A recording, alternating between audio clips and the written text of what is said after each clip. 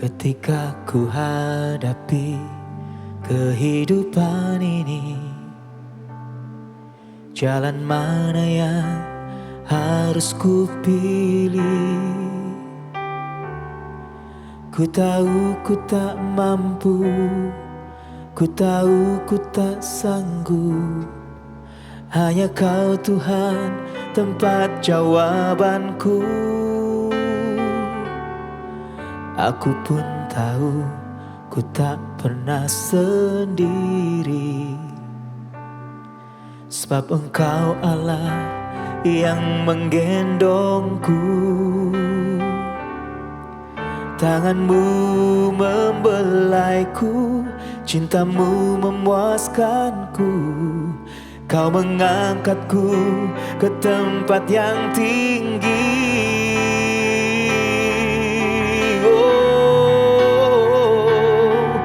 Janji-Mu seperti fajar pagi hari, yang tiada pernah terlambat bersinar. Cinta-Mu seperti sungai yang mengalir, dan ku tahu betapa dalam kasih-Mu. Janji-Mu seperti fajar pagi hari, dan tiada pernah terlambat bersinar. Cinta-Mu seperti sungai yang mengalir, dan ku tahu betapa dalam kasih-Mu.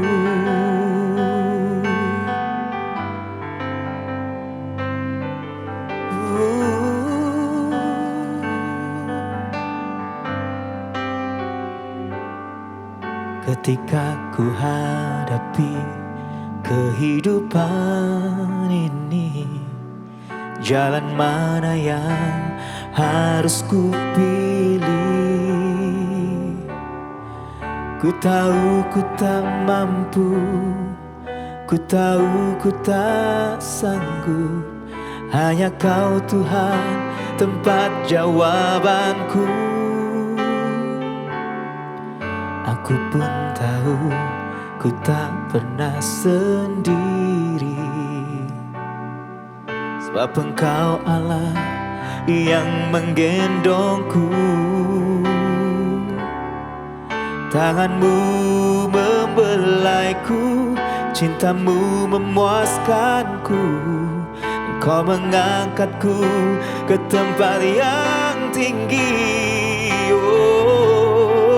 Janji-Mu seperti fajar pagi hari, yang tiada pernah terlambat bersinar. Cinta-Mu seperti sungai yang mengalir, dan ku tahu betapa dalam kasih-Mu. Janji-Mu seperti fajar pagi hari, yang tiada pernah terlambat bersinar. Cinta-Mu seperti sungai yang mengalir, dan ku tahu betapa dalam kasih-Mu. Janji-Mu seperti fajar pagi hari, yang tiada pernah terlambat bersinar. Cinta-Mu seperti sungai yang mengalir, dan ku tahu betapa dalam kasih-Mu. Dan ku tahu betapa dalam kasih-Mu. dan ku tahu betapa dalam kasih-Mu.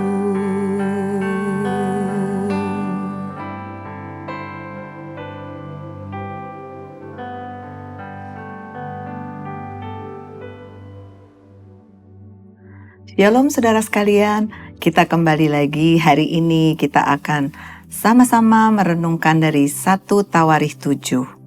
Saudara sekalian, dari 1 Tawarikh 7 ini kita melihat ada catatan silsilah dan daftar keturunan dari 6 suku Israel, yaitu Isakar, Benyamin, Naftali, Manasye, Efraim, dan Asyer. Dari pembacaan yang kita lihat dari 1 Tawarikh 7 ini, ada beberapa hal yang kita bisa tangkap dan kita bisa pelajari. Yang pertama, saudara sekalian, Tuhan mengenal kita secara pribadi. Sehingga nama-nama itu sangat penting. Dan Tuhan mau benar-benar menunjukkan bahwa kita ini sangat berharga di mata Tuhan. Nama kita, pergumulan kita, sejarah hidup kita, semua dikenal secara rinci oleh Tuhan. Betapa luar biasanya Tuhan itu menciptakan setiap kita pribadi. Dan saudara, yang kedua, bagaimana kesetiaan Tuhan itu melampaui segala tragedi, yaitu ada sesuatu pengharapan di dalam penderitaan. Nah, hari ini kita mau merenungkan bagaimana perjalanan hidup dari Efraim. Kita mau melihat di 1 Tawarikh 7 ayat 21 sampai 23 yang berkata demikian. Dan anak orang ini ialah Zabat, dan anak orang ini ialah Sutelah, kemudian Ezer dan Elat. Mereka dibunuh oleh orang-orang Gad yang lahir di negeri itu. Sebab mereka pergi merampas ternak orang-orang itu. Efraim, ayah mereka, berkabung berhari-hari lamanya. Sehingga saudara-saudaranya datang untuk menghibur dia. Sesudah itu ia bersetubuh dengan istrinya, lalu mengandunglah perempuan itu, dan melahirkan seorang anak laki-laki. Ia menamainya Beria, sebab malapetaka telah menimpa keluarganya. Saudara, ini begitu tragis bagaimana Efraim tidak bisa menerima penderitaan yang begitu berat karena anak-anaknya dibunuh. Saudara sekalian, sehingga dia tidak bisa maju melihat masa depan. Tapi Tuhan baik, mengirimkan saudara-saudaranya datang kepada Efraim, menghibur Efraim, dan dia tahu bahwa Tuhan tidak meninggalkan dia. Ada harapan di dalam penderitaan. Sehingga Tuhan melakukan pemulihan yang luar biasa bagi Efraim. Sehingga Efraim kembali diberi anak yang namanya Beria. Saudara, tidak cukup cuman ada pemulihan. Dan Tuhan memberikan sesuatu yang luar biasa bagi Efraim. Di mana melalui keturunannya lahirlah Yosua. Kalau kita melihat ayat-ayat ini luar biasa. Yosua yang membawa bangsa Israel keluar dan masuk Kanaan. Luar biasa di dalam Tuhan, saudara. Bagi kita mungkin yang mengalami penderitaan, mengalami sesuatu yang sulit dilupakan. Ingatlah bahwa Tuhan selalu berserta kita. Tuhan punya rencana indah. Segala sesuatu di dalam Tuhan ada yang indah. Karena Tuhan turut bekerja untuk mendatangkan kebaikan bagi umatnya. Biarlah itu menjadi pedoman bagi kita. Segala hal yang buruk belum tentu diakhiri dengan segala sesuatu yang buruk. Tetapi segala yang masa lalu yang tidak baik, Tuhan dapat memulihkannya dengan luar biasa. Sehingga kita menjadi orang yang luar biasa di dalam Tuhan. Kemudian kalau kita lihat di 1 Tawarikh 7 ini, saudara, bagaimana Tuhan bekerja luar biasa. Panggilan untuk bangkit menjadi pahlawan iman. Jadi ada sesuatu yang luar biasa juga. Di mana Tuhan memanggil setiap umatnya untuk bangkit, melihat bahwa Tuhan berserta dia dan kita menjadi pahlawan di dalam Tuhan. Saudara sekalian, kalau kita boleh melihat bagaimana dunia ini begitu tidak nyaman, begitu banyak hal yang menggusarkan hati. Justru di tempat itu Tuhan tempatkan kita, agar kita mau bangkit, maju, menjadi orang yang berbeda di dalam Tuhan, yang hidupnya bisa berdampak. Kita bisa melakukan ini karena ada kekuatan Tuhan di dalam kita. Sebab itu saudara sekalian, dari 1 Tawarikh 7 ini kita belajar bahwa Tuhan tidak akan meninggalkan kita. Nama-nama kita dicatat oleh Tuhan. Tuhan mengenal kita secara pribadi. Dan Tuhan akan menolong kita ketika kita mengalami tragedi-tragedi buruk. Karena belum tentu yang buruk itu tidak menghasilkan yang baik. Tapi di dalam Tuhan ada satu pemulihan yang luar biasa. Sehingga menghasilkan bangsa yang baik. Dan keturunannya dengan keturunan yang luar biasa di dalam Tuhan. Yang dipakai Tuhan agar kita semua menjadi pahlawan-pahlawannya Tuhan. Bangkit melihat ada Tuhan berserta kita sehingga nama Tuhan dipermuliakan melalui kehidupan kita. Biarlah renungan 1 Tawarikh 7 ini boleh menjadi pedoman bagi kita. Kiranya Tuhan bersama dengan kita. Kiranya Tuhan menolong kita agar hidup kita berdampak. Puji Tuhan, mari kita sama-sama berdoa. Tuhan Yesus, terima kasih buat firman-Mu hari ini. Biarlah kami boleh melihat betapa Tuhan tidak pernah meninggalkan anak-anak-Nya. Tuhan akan menolong satu persatu dari pribadi-pribadi kami. Karena Tuhan punya rencana indah dalam kehidupan kami. Kami boleh maju terus di dalam Engkau. Kami tidak mau hidup hanya di masa lalu. Tapi kami mau maju melihat masa depan yang Tuhan telah siapkan dengan luar biasa. Tuhan, tolonglah kami. Beri kami kemampuan. Beri kami kekuatan. Untuk kami terus maju. Untuk kami menjadi alat Tuhan yang heran. Sehingga kami boleh hidup berdampak dimanapun kami berada. Terima kasih Tuhan. Di dalam nama Yesus kami berdoa dan mengucap syukur. Haleluya. Amin. Tuhan memberkati. 1 Tawarikh 7. Suku-suku selebihnya. Anak-anak Isahar ialah Tola dan Pua, Yasub dan Simron, 4 orang.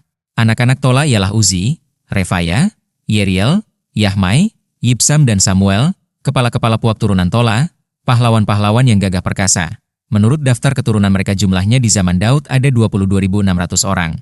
Keturunan Uzi ialah Yizrahia dan anak-anak Yizrahia ialah Mihael, Obaja, Yoel dan Yisia, 5 orang. Semuanya mereka adalah kepala-kepala. Di bawah mereka itu, menurut daftar keturunan dan menurut puak mereka, ada pasukan-pasukan tentara 36.000 orang. Sebab istri dan anak-anak mereka banyak. Saudara-saudara sesuku mereka dari segala kaum Isahar, pahlawan-pahlawan yang gagah perkasa. Semuanya ada 87.000 orang yang terdaftar dalam silsilah. Anak-anak Benyamin ialah Bela, Beher dan Yediael, 3 orang. Anak-anak Bela ialah Esbon, Uzi, Uziel, Yerimot dan Iri, 5 orang, kepala-kepala puak, pahlawan-pahlawan yang gagah perkasa. Mereka yang terdaftar dalam silsilah ada 22.034 orang. Anak-anak Beher ialah Zemira, Yoas, Eliezer, Elioenai, Omri, Yeremot, Abia, Anatot dan Alemet. Sekaliannya itu ialah anak-anak Beher. Mereka yang terdaftar dalam silsilah, menurut keturunan mereka, sebagai kepala-kepala puak mereka, pahlawan-pahlawan yang gagah perkasa, ada 20.200 orang. Keturunan Yediael ialah Bilhan dan anak-anak Bilhan ialah Yes, Benyamin, Ehud, Kenaana, Zetan, Tarsis dan Ahisahar. Sekaliannya itu ialah keturunan Yediael, kepala-kepala puak mereka, pahlawan-pahlawan yang gagah perkasa. Orang-orang yang sanggup berperang ada 17.200. Dan Supim dan Hupim ialah keturunan Ir, Husim ialah keturunan Aher. Anak-anak Naftali ialah Yahziel, Guni, Yezer dan Salum, anak-anaknya dari Bilha. Keturunan Manasye ialah Asriel yang dilahirkan oleh gundiknya, perempuan Aram itu. Perempuan ini melahirkan Mahir, bapa Gilead. Mahir mengambil seorang istri bagi Hupim dan Supim. Nama saudaranya perempuan ialah Ma'aha. Nama anak yang kedua ialah Zelafehad. Zelafehad hanya mempunyai anak-anak perempuan. Tetapi Ma'aha, istri Mahir, melahirkan seorang anak laki-laki dan menamainya Peres. Nama saudaranya laki-laki ialah Seres dan anak-anak orang ini ialah Ulam dan Rekem. Keturunan Ulam ialah Bedan. Itulah keturunan Gilead bin Mahir bin Manasye. Saudaranya perempuan, Molekhet, melahirkan Ishod, Abiezer dan Mahla. Anak-anak Semida ialah Ahyan, Sekhem, Lihi dan Aniam. Keturunan Efraim ialah Sutelah, dan anak orang ini ialah Beret, dan anak orang ini ialah Tahat, dan anak orang ini ialah Elada, dan anak orang ini ialah Tahat, dan anak orang ini ialah Zabat, dan anak orang ini ialah Sutelah, kemudian Ezer dan Elat. Mereka dibunuh oleh orang-orang Gad yang lahir di negeri itu, sebab mereka pergi merampas ternak orang-orang itu. Efraim, ayah mereka, berkabung berhari-hari lamanya, sehingga saudara-saudaranya datang untuk menghiburkan dia. Sesudah itu ia bersetubuh dengan istrinya, lalu mengandunglah perempuan itu dan melahirkan seorang anak laki-laki. Ia menamainya Bria, sebab malapetaka telah menimpa keluarganya. Anaknya perempuan ialah Seera yang telah mendirikan Bet-horon Hilir dan Bet-horon Hulu serta Uzen Seera. Anak laki-laki Bria ialah Refah, lalu Resef, anak orang ini ialah Telah, dan anak orang ini ialah Tahan, dan anak orang ini ialah Ladan, dan anak orang ini ialah Amihud, dan anak orang ini ialah Elisama, dan anak orang ini ialah Nun, dan anak orang ini ialah Yosua. Tanah milik mereka dan tempat kediaman mereka ialah Betel dengan segala anak kotanya, Naaran di sebelah timur dan Gezer dengan segala anak kotanya di sebelah barat, kemudian Sikhem dengan segala anak kotanya, sampai Aya dengan segala anak kotanya. Dan pada perbatasan Bani Manasye, Betshon dengan segala anak kotanya, juga Ta'anah dengan segala anak kotanya, Megido dengan segala anak kotanya, Dor dengan segala anak kotanya. Di tempat-tempat itulah keturunan Yusuf bin Israel diam. Anak-anak Asher ialah Yimna, Yiswa, Yiswi dan Beria. Serah ialah saudara perempuan mereka. Anak-anak Beria ialah Heber dan Malkiel, dialah bapa Birzaid. Heber memperanakan Yaflet, Somer dan Hotam serta Sua, saudara perempuan mereka. Anak-anak Yaflet ialah Pasaf, Bimhab dan Ashwat. Itulah anak-anak Yaflet. Anak-anak Semer ialah Ahi, Rohga, Yehuba dan Aram. Anak-anak Helem, saudaranya laki-laki, ialah Zofah, Yimna, Seles dan Amal. Anak-anak Zofah ialah Suah, Harnefer, Shual, Beri dan Yimra, Bezer, Hot, Sama, Silsa, Yitran dan Beera. Anak-anak Yeter ialah Yefune, Pispa dan Ara. Anak-anak Ula ialah Arah, Haniel dan Rizia. Itulah sekaliannya keturunan Asher, kepala-kepala puak mereka, pahlawan-pahlawan gagah perkasa yang terpilih, pemimpin-pemimpin utama. Jumlah yang terdaftar dalam silsilah mereka sebagai pasukan perang ada 26.000 orang.